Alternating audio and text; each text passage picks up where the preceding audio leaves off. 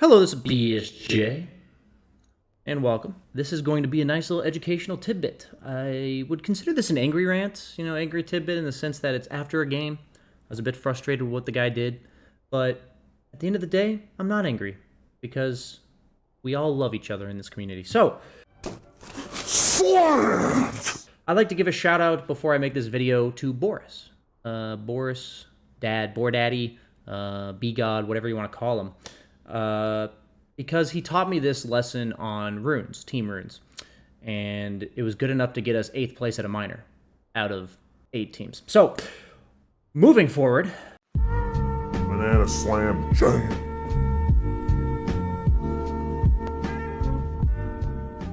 This idea is a concept that most carry players are oblivious to. Great rant, BSJ, to the Pega plays. What do you mean by carry players are oblivious to? So something carry players have a problem with is that they often only view their own game. They think to themselves, I want farm, I'm going to get as much farm as I can, and I am going to prioritize anything in the game over I'm going to prioritize myself over anything else in the game. And I was taught by Boris that there's moments in the game where if the carry chooses to just farm, it results in a huge map control loss. It's kind of like the opposite of that Legion Commander rotation I talked to you about. It's a move that the carry makes that creates a negative amount of map pressure. Like, whatever the carry is doing is actually forcing his team to try to basically make up for it. We're trying to play 4v5 on the map. So what I mean by this is, let's go ahead and talk about the situation. So, we missed a gank on Legion. It was my fault, I missed the spear, whatever. This Legion is effectively dead, though. He has 100 health, he's going to nuke the wave once, but other than that, he's dead. Because what I mean by dead is that he's not going to be able to defend his tower. The opponent's going to have to defend. We saw SF go towards top rune before this, so we know SF's not here. We saw Troll top, and we have a Lina that's going towards the rune with low mana. So this is a situation you often find yourself in. It's where both carriers have left their safe lane, and one of them is going to hit top, meaning one of them is going to hit the safe lane tower of the opponent, and the other one's not going to. And what happens here is if you're the guy hitting the safe lane tower, it's really good because you're creating pressure, you're making it so the opponent has to react, etc. So we're in a situation where we used Arena. Lina has low mana, and we have a hero like Techies, right? So we are not in a position to defend top. Like, if you really think about the resources we currently have, and you can think about this as a carry, nobody on our team is geared up to defend top. And we've talked about that if the opponent is pressuring a tower, you have two choices. You either directly stop them by going there and fighting them, or you indirectly draw them apart by pushing a tower. And this applies not only to team fight, like 4v4 tower pushes, but also to just a guy pressuring a tower. If the troll's pressuring a tower, we either have to stop him or pressure a tower. Like, that's our two choices. So what happens here is the PA decides, because this Legion got away, I'm going to go hit neutrals. And I want you to think about everyone else on PA's team right now. Let's ignore the PA's game. He's going to hit this 10-minute neutral camp, right? And my comment is, okay, Legion nukes the wave. Now it's getting defended, bottom tower. We saw Troll top, we see SF mid. Tiny's not even like level 6 yet, it's just 10 minutes. And we see a CM TP in front of us. So if we don't go on the CM, I want you to think about map control right now. I want you to think about tower pushes, lane pushes, like what is getting done in the game if we just ignore the CM. They're effectively going to defend their safe lane tower with a 5 position, which is negating like the map pressure of 3 heroes, 2 cores and a support. So what happens in these types of situations where both carries have left their lanes is often that mid's kind of a wash, where either 2 supports are taking mid or 2 mids are just taking mid and nuking it. In this case, it's both mid players, whatever. It kind of just depends on the heroes. But if we let this CM defend the tower, she as a 5 position is effectively negating 3 heroes on our team. And this is called a negative map control move. Negative. So I want you to think from not the PA's perspective. PA thinks creep camp, go hit creep, creep die, gold. What happens to the rest of her team? Me and Techies kind of just sit here doing nothing. And Lina and Jakiro's picking up some runes, and Lina's doing what her thing is mid. And meanwhile, we're going to lose a tower top. Okay? That's what's going to happen because Troll's hitting it. They are getting not only a tower bottom defended, but they're also going to have a hero take tower top. Notice how top is now getting taken. Right? Troll's working down the lane. Yes, he went and cleared the big camp. I honestly argue that he shouldn't have done that either, but Troll clears camps a lot faster than PA.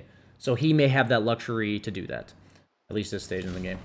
So see how we're losing this tower, and it creates this awkward situation where PA now is bottom, because that's where he's going to be, and he has no camp to farm, right? It's already dead. It's, 10:57, and he leaves the catapult.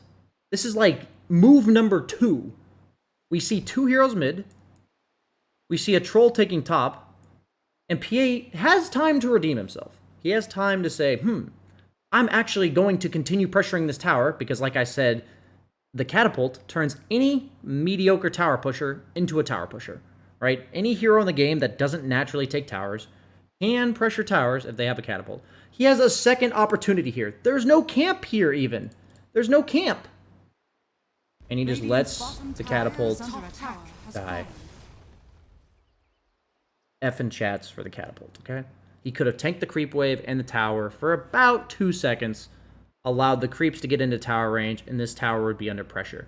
So what's going to happen here is, at the very least, because the tower is under pressure, somebody on the opponent team would have to respond, or they're going to lose the tower. That's just how it is. So this pressure move that we're making mid, where I was walking towards mid, we're playing on top of our ward, we see heroes here.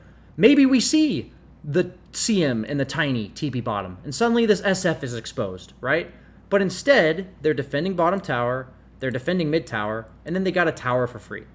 So we're adding up 2 plays by this Phantom Assassin that have basically fucked her entire team. And this may seem like a small deal, but this is an example where if you see the net worth lead before this, it's just going to spiral out of control in favor of the opponent team. It is a big deal for carries to pressure towers in situations like this, where their hero is required to pressure the tower, and the opponent carry is pressuring a tower. So Troll's going to do it better. We get that. Like, Troll's going to kill towers better, faster. But that doesn't mean PA as a hero can just ignore towers. Every hero in the game is responsible for somewhat pressuring towers sometimes. It doesn't matter who. It's just like, if PA knew that we could do it without her, great, then she doesn't have to show up. But as a carry player, if your team can't do it without you, and you can sort of help, you need to help. Like that's really all there is to it. Because if you think about this situation from our perspective, his entire team's pressure on the mid lane, like us 4, are literally doing nothing. Because we can't separate them, he's not creating pressure here. So there's nothing we're waiting for, right? We're in this situation where the enemy team's just farming, they took a tower, they're going to get more parts of the map than we are. And in these situations where there's like this standoff, where, we're threatening here, and they don't want to walk up, and they're stuck underneath their tower, we want them to be forced to do something. That's the goal of these standoff situations. But instead, they're not forced to do anything. So this net worth lead is going to creep up and up. And what happens is we don't get this tower. Okay? And then we're going to fast forward through the game real quick. Fight happens, yada yada yada. I TP base to get mana. I walk bottom to help my PA get the bottom tower.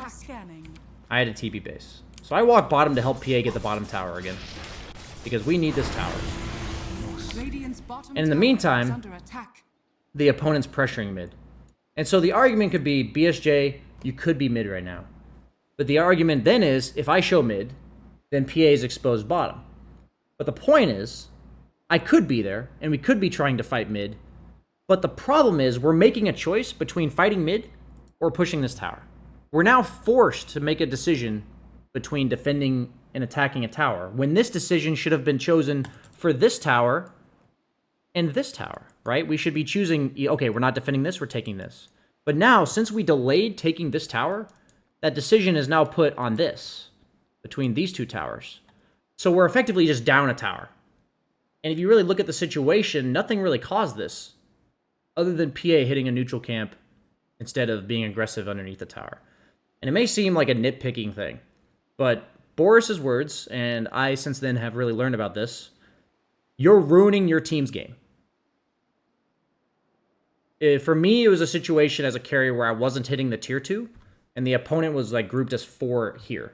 And I wasn't hitting the tier 2, So then nobody was being forced to react, and we just couldn't enter our own jungle, and the enemy team was constantly threatening Rosh, and then they eventually took Rosh because I wasn't hitting the tier 2. And it's the same thing, where if you're not pressuring the opponent when they're pressuring you, very quickly the map's going to close in, and the net worth lead is just going to go pew, like that. And notice how every fight we took here doesn't turn into a tower, because we're not taking fights around towers, we're not getting any towers.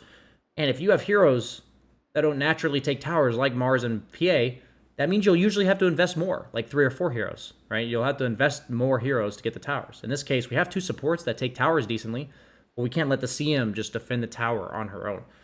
This is a concept as a carry that you really need to think about.